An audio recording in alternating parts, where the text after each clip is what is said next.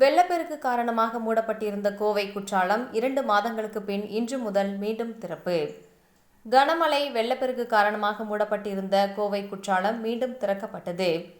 கோவை மாவட்டத்தின் பிரதான சுற்றுலா தலமாக விளங்குகிறது கோவை குற்றாலம். மேற்கு தொடர்ச்சி அடிவாரத்தில் அமைந்துள்ள இந்த அருவியில் அவ்வப்போது வெள்ளப்பெருக்கு ஏற்படுவதால் சுற்றுலா பயணிகளுக்கு அவ்வப்போது வனத்துறை தடை விதிக்கிறது. இதனிடையே கனமழை மற்றும் வெள்ளப்பெருக்கு காரணமாக கடந்த ஜூன் மாதம் 26ஆம் தேதி கோவை குற்றாலம் மூடப்படுவதாக வனத்துறை அறிவித்திருந்தது.